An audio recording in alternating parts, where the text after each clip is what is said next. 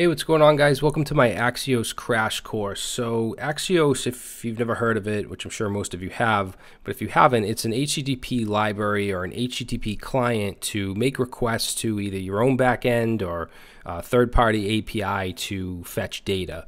And it's similar to the Fetch API, which is built into the browser, but I prefer it because I think it's more powerful and I like the syntax better. So that's what I use if I'm building a React, a full stack React or Vue app or vanilla JavaScript, and I need to communicate with my backend. You can also use it with Node.js.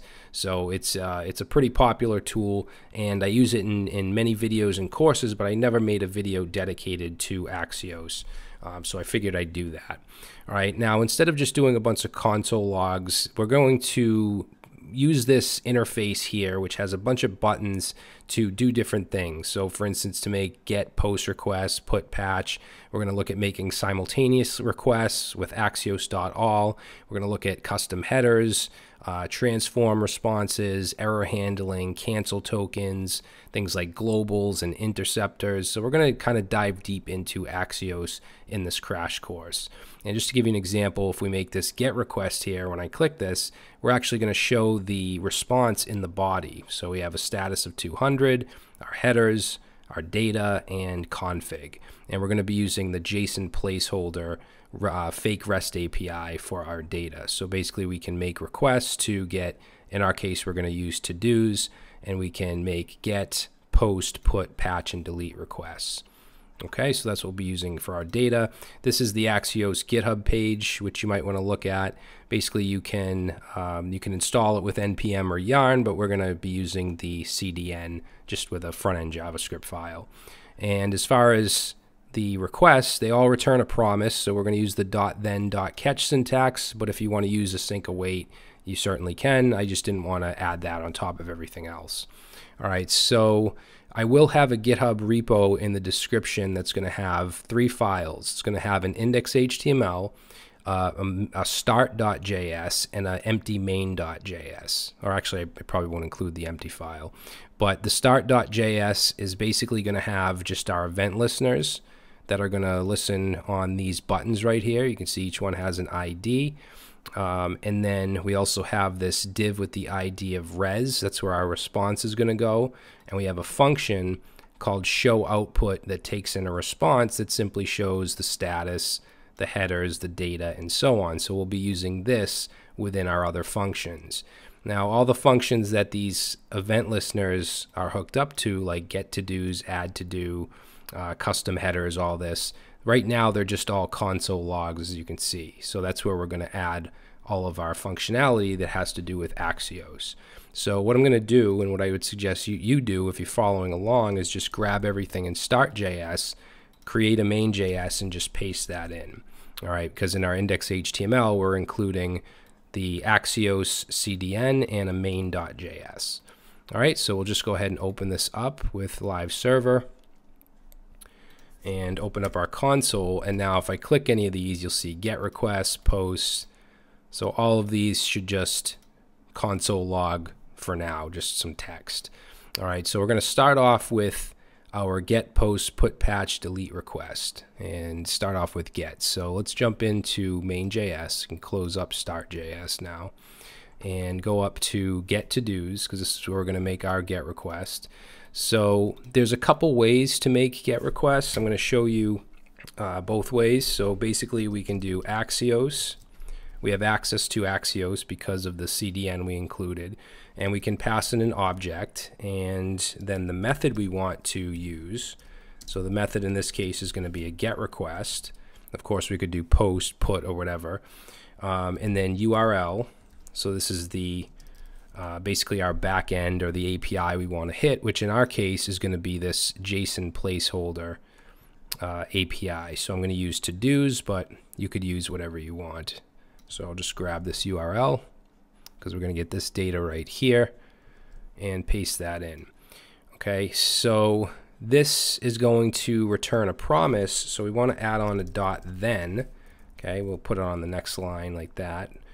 And then this will give us our response. And as far as our response, for now, let's just do a console log of the response. Okay, and then for error handling with promises, I'm sure a lot of you know this, but for those of you that don't, you can add a .catch, which will catch any errors if something goes wrong, and then you can handle those. In this case, let's just do a console error of the error object. All right, so we'll save this, and this should actually make a request. So let's jump back into our little interface here and click Get, and let's see what we get in the console. All right, so you can see we get a few different things. We get a config object, which has a bunch of stuff in it. This is basically the config that was provided for the request, and we get things like the method, the URL. There's some security stuff. You can see there's these tokens for cross-site forgery, the headers.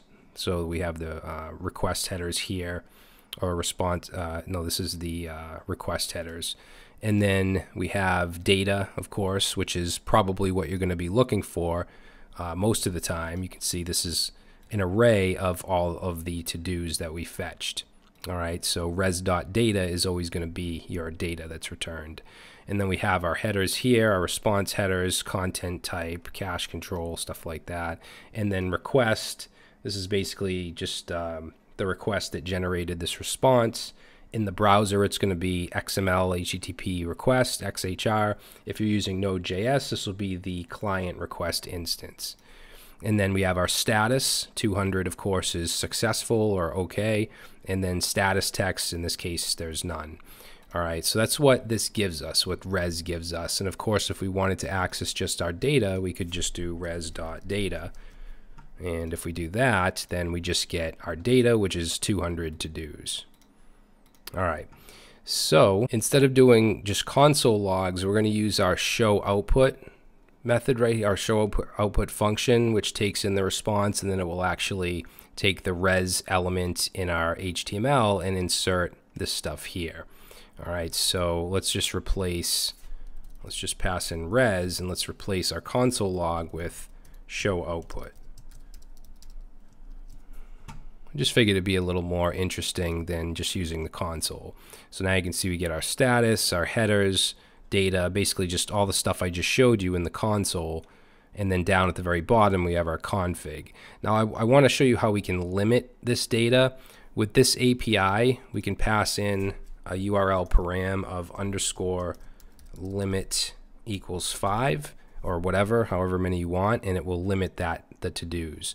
So in our request, what we could do here is pass in, I'll show you a couple ways to do this. We could pass in params, and then we could say _limit and set that to 5. So basically this is just any URL params that you want to add. So if we save this and then we run this get again, I'm just going to close that one up. So if we run this get again, you'll see that we only get 5 back, okay, or 5 listed here, which is what I want. Now we can shorten this up. This is kind of the long way of doing it. So I'm going to go ahead and just copy this and then comment this out so you still have it. And we can basically with Axios, we can attach dot and then the method. So get, post, put, whatever we want. So let's say axios.get and then just pass in the URL. So I'm going to just replace all of this with just the URL. And then for the params, for the limit, we could do this. So we could say params and then set that to, _limit 5. So we can still add stuff like this. That should work. Let's try it. Yeah, so it still limits it to 5. But to make it even shorter, we can just put this in the URL. So we'll just get rid of that. And we'll just put !_limit equals 5. And you can see this is a lot shorter than this up here. And in fact, since we're making a GET request, we don't even need to do .get. If we just do Axios, it's going to be a GET request by default. So you can see we get the same exact thing. All right, now even though we don't have to put .get, I always do just because I think it's cleaner and it's more descriptive. You just know it's a GET request, so I always do .get even though you don't have to. All right, so that's basically a simple request. So let's make a post request. Let's add a to-do, which obviously involves sending data. So again, we could do it this way. Yeah, I guess I'll just show you that real quick. So I'm just going to copy that and then paste that in here, and let's uncomment that. So we could do post, and then we're going to make a request to this same URL. We don't need params, however, we're sending data, so we do need data. And as far as the data goes, there's a title. So we'll say new to do, and let's say completed. We'll say completed false. And the reason I'm adding this data is because if you look at what we get back, we get title, completed, ID, which is generated on the server automatically when we submit. And then we also have this user ID, which I'm just ignoring. All right, so this should give us a response with this data plus the ID that's generated on the server, just like a real API. So let's save this, and let's go back and hit post. And you can see we get our response back. And if we look at data, we have our title, new to do, completed false, and it generates an ID of 201. And the reason it's 201 is because there's 200 on the server, which you can see, where is it? If we make our get request right here, total count 200. So the next one we add is going to be 201 for the ID. All right, you can see down here our headers. So that made a post request. Now we can, of course, shorten this up. Let's just take the URL, and let's go ahead and just say axios.post, because we're making a post request. And then for the data, we can just simply pass in as a second parameter an object with, title, new to do, and then completed false, and that should do the same thing. So make our requests. You can see our data we get back, new to do false 201. All right, so that's a post request. Now for an update, we can use either put or patch. Now the big difference between the two, put is usually meant to replace the entire resource, where patch will kind of update it incrementally, and I'll show you an example of both. So I'm just going to actually copy this here and put this in update to do, and let's make a put request. Okay, so now when we make any kind of update or delete, we need to know which to do we're actually dealing with. So if we look at our API here, and every API is different, but let's look at this fake JSON REST API. So if we make a put request or patch or delete, we need to include the ID in the URL. All right, so let's just say to-do/1, which means we're updating the to-do with the ID of 1. And then same thing for the second parameter, we're going to put in the data that we want to add. So let's say updated to-do, and we'll set completed to true. And let's save that and run it. Okay, so if we go back to the put patch button, which right now is making a put request, you can actually see that down here, method put. So we get updated to do, completed true, ID 1. Now notice the user ID is gone, because these to-dos, they do have user IDs. Now what we did is we basically just replaced this whole thing. That's how this API works and how it should work when you make a put request. If we make a patch request, let's go ahead and do that. I'm just going to change this to patch and save, and then click this, and now notice that our data includes the user ID because it didn't completely replace it. All it did was replace what we specified, which was the title and completed. And of course ID is going to stay the same. Okay, if we look down in our headers, we can see the method of patch. Okay, so hopefully that makes sense. Now let's do the delete, which is pretty similar, pretty easy. So I'm just going to grab this and paste that in, and we're going to make axios.delete to-do/1, and then we don't need to pass any data in because we're just simply deleting it, and that should do it. So let's save that. Let's hit delete, and you can see that we made a delete request to this URL, and we get nothing back in the data because we deleted the data. So it returns just an empty object. Okay, and obviously every backend, every API can be different. This one returns just an empty object. All right, so those are the basic, get, post, put, patch, and delete. So now let's move on to some more interesting things. So now I want to look at getting simultaneous data, or making simultaneous requests, I should say. So let's say that we want to get, if we look at our JSON placeholder here, let's say we want to get both posts and to-dos at the same time. Now we could make a request to get the posts, and then inside the .then we could make another request to get the to-dos, but that's not really the ideal way to do it, to wait on posts and then get the to-dos. What we can do is we can use a method called Axios.all, which will actually take in an array of requests, and then once all those requests are fulfilled, or I should say all those promises are fulfilled, then we get our response and we handle it. All right, so let's try that out. Let's go to our get data function here, and let's just get rid of this, and we'll say Axios.all.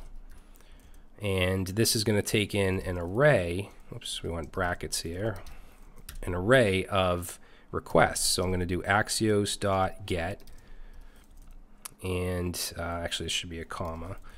Let's put in here this, we'll get to-dos. All right, and then I'm going to just copy this down, and then we also want to get posts.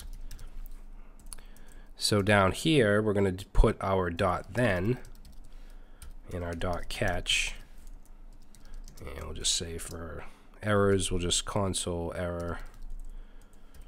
And then inside here, we'll get our response.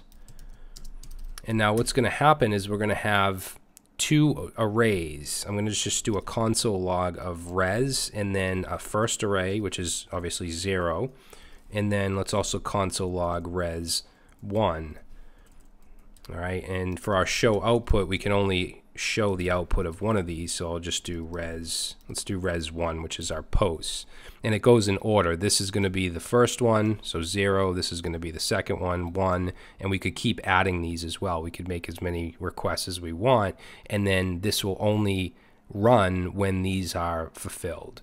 So let's save this, and let's go back, and let's try sim requests, simultaneous requests, and you can see that 2 were made over here. So if we look at these, this one is the to-dos, the first one. Okay, so here's our to-dos, and then if we look down here, we get the posts. We have a title, a body, an ID, user ID. All right, so that's how we can make simultaneous requests. Now we can actually make this a little cleaner.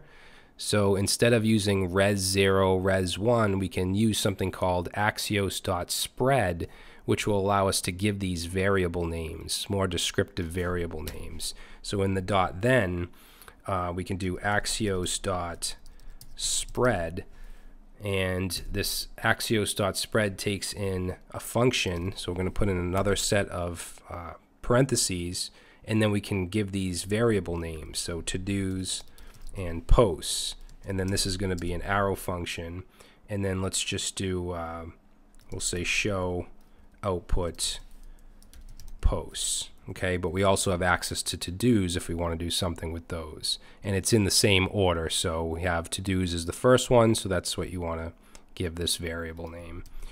So we'll save that. Let's see if we get our posts. If we go to sim requests, and there we go, you can see we get all of our posts. Actually, we're getting like 100 of them, so let's just add the limit.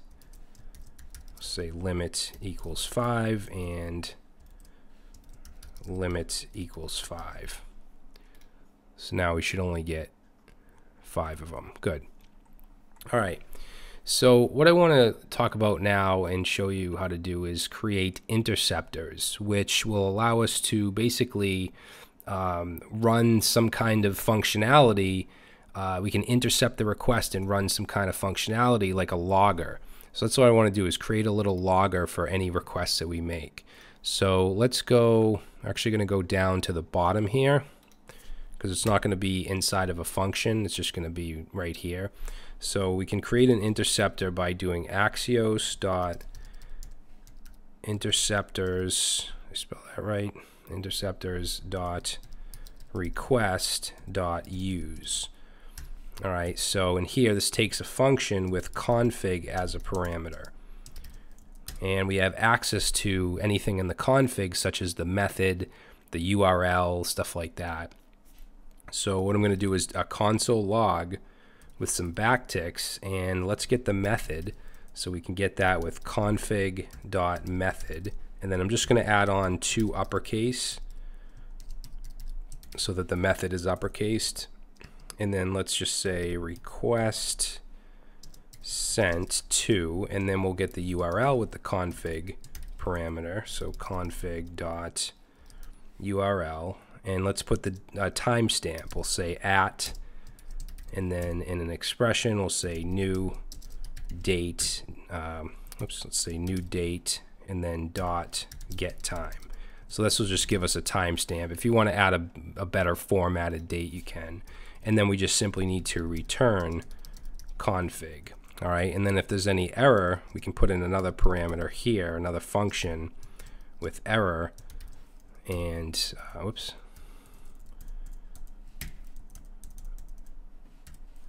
And we just want to return here, we want to return a promise dot reject, and then pass in that error.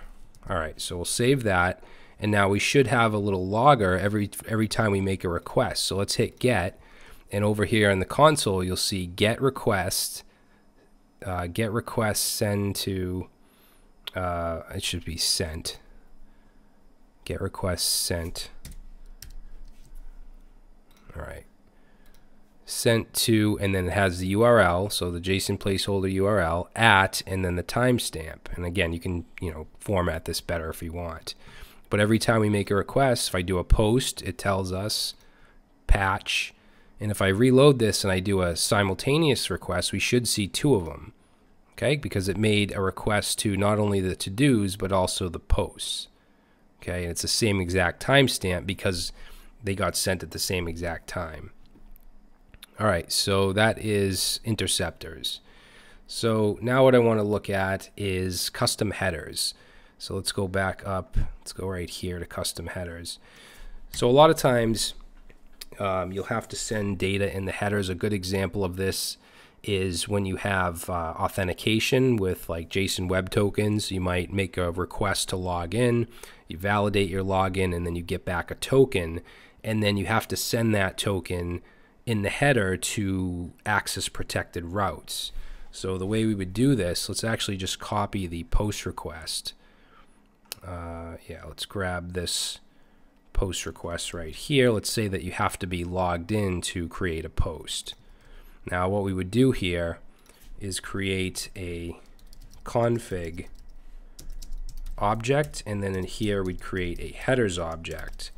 And any headers we want, we could put here. So if we wanted content type, for instance, we could say content type and set that to application/JSON, because that's the type of data we're sending. And then we might have an authorization header, and in here we might have some kind of token, some JWT. Now down here we can pass the config in as a third parameter to axios.post or put or whatever it might be. So we have the URL, we have the data we're sending, and then the third parameter would be config. So if we save this and we go back and we hit custom headers and we look at our response down in the config, you can see the content type, application JSON, and our authorization, which would be some kind of token. And then you would use this on your back end. Okay, so that's how you can send custom headers. So the next thing we're going to look at are transform responses. You can also do transform requests. I haven't really used this much. I don't think I've ever used it, but I wanted to include it just because you can do it. Basically, you can transform your request or your response in certain ways. So what I'm going to do is set a variable called options, which I'm going to pass into Axios, which is basically just going to make a GET request to whatever I put in options. And then let's show output of res. All right, so inside options, let's say method post. And of course, we could just plug this right into here like we did above, but I'm just kind of giving you an alternate way. This, might clean it up a little bit. So let's make a post request to our to-dos. And then, let's see, for the data that we want to send, let's send a title of hello world. And we can actually add this transform response. Now, you want to basically take the default transform response and add to that rather than just overwriting it. So you can do that with axios.defaults.transform response and then .concat. And then this takes in a function with data as a parameter. And then you have access to that data, which would be this right here. So let's say we just want to make this all uppercase in our response. So I could say data.title equals our data.title.to uppercase. I mean, this is pointless, but it just gives you an idea of, what this does. So then we'll just return data. So now if I save this and we call this function by clicking this button here, you can see that in our data we get back, hello world is all uppercase. So it just allows you to kind of tweak your response or your request. You can also do transform request. All right, let's see. Let's take a look at globals. So with globals, you can actually make it so you can send a header value with every request. And where this comes in handy is with tokens, authentication tokens. So I just showed you how to add a token to a custom header like this, putting it in the config, and then passing it into the request. Now, what if you have a whole bunch of protected routes? You don't want to have to do this for every single one. So what you could do is create a global. So I'm going to go up to the top here and create a global for a token. So we can do that. Let's put a comment. Let's say Axios globals, and we simply add to Axios defaults dot headers dot common. You can put globals in other places as well, but this is probably the most common. And then let's say we have authorization. Actually, we already did authorization. Let's do like x-auth-token. And actually, we want to set that equal to some token. All right, actually, we'll get a real token. Let's just go to jwt.io just to make it more realistic, and we'll just grab this. So your JSON web token would look something like this, and we'll just put that right in there. Okay, so you would get the token from the server after logging in. You'd probably store it in local storage or something like that, and then you could put it in a global. And then if I make a request, like any request, even if I make this GET request and I look in the config, there's our token. Okay, so if I make a PUT request, there's our token. So we could validate that on the server. So that's, really helpful. All right, let's see. What do we want to do next? Let's take a look at error handling. So right now, up to this point, we're just console.erroring our errors. And usually, let's say you have a React app and you get a 404 error, like something's not found on the server. You might want to show a 404 page or do some kind of functionality based on that. If you get a 400 response from form validation, you're going to want to do something for that. So in order to test that stuff out, let's go down to where's error handling right here, and let's get rid of that, and let's just do we'll grab the first request we made, the GET request. Simple. Grab that and put that in error handling.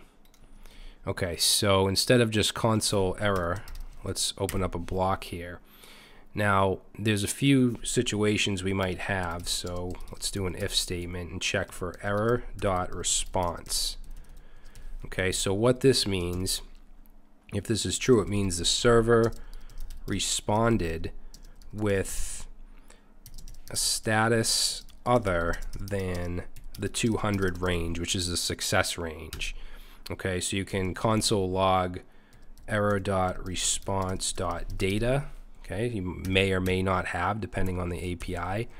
And then we can get the status, error response status. And then if you want the headers, you can also get those. So let's just save that.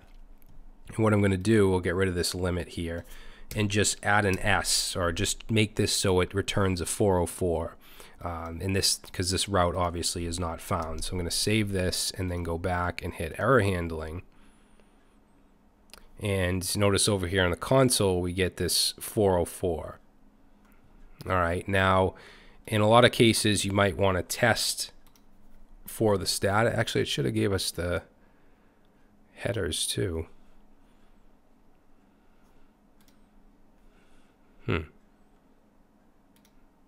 Oops, didn't mean to do that. Let's see, did I do that right? Error response. Well, yeah, let's try this. Let's do if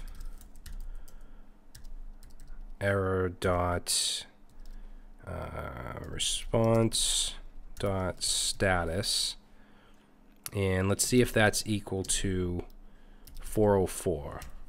And if it is, let's just do an alert, and let's say error page not found, because we know 404 means not found.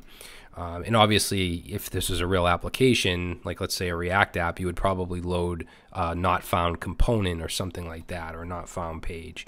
But let's see if that works. So if we save that and we hit error handling, yeah, that's not working for some reason. Catch error. Oh, I put the word error. Why didn't you guys tell me that? All right, so this should work. There we go. So now it's showing over here. There's no error response data. This is the error response status and the error response headers. And since it's a 404, we're seeing an alert that says page not found. All right. And then you could also do an else if. You could check for error dot request, and then what this means is the request was made, but there was no response. So I mean, you could just, I don't know, console error dot request, like that. All right, so there's a few different situations, and then maybe just do an else, and then console error dot message, something like that. So I mean, it's up to you how you want to handle your errors, but I'm just showing you what's available instead of just logging the error. You might want your application to respond differently for different errors. Okay, so now let's take a look at cancel tokens. So we can actually cancel requests on the fly. So right here, let's get rid of this. And let's actually make let's make a get request. I'm just going to grab this and put that there. All right, so right above here, I'm going to create a variable called source, and we can set this to Axios dot uppercase C cancel token dot source. All right, and then what we want to do is in this dot get, let's make sure that this says to do's correctly, and we're going to pass in here cancel token lowercase c, and then set that to source dot token. All right, and then what we can do is add our, let's see, we'll just do our show output for the response, but for the dot catch, we can, in here, we can pass in thrown, and we can say if Axios dot is cancel, and then pass in thrown. So if that's true, then let's just do a console log, and we'll say, oops, we'll say request canceled. Okay, and then we'll pass in thrown dot message. All right, so if I save this and I go back and I hit cancel, it just makes the GET request as usual. But let's say we had some kind of condition. I'm just going to say if true, but for some reason, if something happened and you wanted to cancel that request, then you could do source dot cancel, and we'll just pass in here request canceled. And if we go back now and I hit cancel, notice that it didn't even, we didn't get a response back. It was canceled. Okay, so if for some reason you need to cancel a request, you can do that. That's another thing that I really haven't dealt with, but I did want to include in the tutorial. All right, so we're just about there. The last thing I want to show you is that we can have instances, Axios instances. Right now, we've just been dealing with kind of, I guess, the global Axios object, but what we could do, let's go down here. I forgot to add this in the start.js, but let's say Axios instance, and we can actually create a variable like Axios instance, and we can set it to Axios, and then there's a method called create. Okay, so we could say Axios create, and then we can actually have custom settings in here, and one of which is the base URL. So let's set the base URL to this right here, but not the /todos, just the typecode.com. So I'm going to pass that in as the base URL. All right, and then what we can do is use that Axios instance. This is just going to run right away, but I'm going to use Axios instance instead of just Axios, and then make a GET request. All right, and then in here, I can just simply pass in, let's get comments. That's another resource we can get from JSON placeholder. So we'll just do /comments. And I didn't have to add this because that's our base URL for this instance. And then we can say .then res, and let's show output res, and save. And then right away, right when we go, what's this? What did I do wrong here? Let's see, Axios instance get /comments. That should work, I believe. Axios create, pass in an object with the base, oh, it's base URL, it's all caps. All right, let's try that. And there we go. So now you can see we're getting comments down here. All right, if we go down to the config here, you can see JSON placeholder typecode /comments.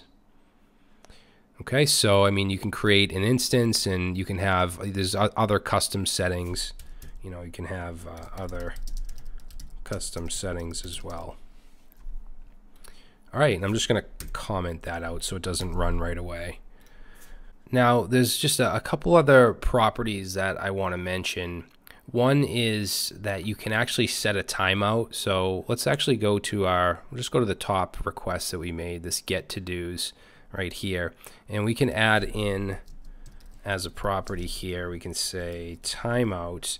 And basically this is like the max time that we want it to take before it just stops. So let's just put 5, which is 5 milliseconds. So it's always going to time out. So we're going to save that and then try it out. So if I hit get, notice over here we get an error that says timeout of 5 milliseconds exceeded. Okay, so it just stopped even trying after 5 milliseconds. So you might want to set that, you know, to, I don't know, 5,000 milliseconds, which is 5 seconds, and then that, you know, should work. It shouldn't take more than 5 seconds to get. All right, so you can set timeouts. Another thing I wanted to show you that has to do with error handling. So if we go down to error handling, right now it's going to throw the catch error on any status. But what we could do is we could say that we only want this to throw for certain statuses, like above 500, which is a server status. So we could set inside here, set an object, and we can use validate status, which takes a function and takes in status. And then in here we can say return, we'll say return status that is less than 500. So what this will do is reject only if status is greater. It'll actually be greater or equal to 500. All right, so we'll save that. And now, even though this is wrong and it's going to be a 404, it shouldn't run the catch. So if I go back here and hit error handling, we do get the 404, but everything still goes through and the catch doesn't run. We just don't get the data because there's nothing there. Okay, and we can see, you know, status 404 right here as well. So if you want to limit your catch to a certain status, you can do that. But I'm just going to comment that out. All right. So I think that's it. I mean, there's some other properties if you want to check the documentation out, but I think we pretty much went over all of the really important stuff that you're going to need to know in terms of, especially in terms of front-end web development or for full-stack development where you're using Axios on the front end. All right, so that's it, guys. Hopefully you enjoyed this and learned something from it. And all the code is going to be in the description and the GitHub repo. And that's it. Thanks for watching.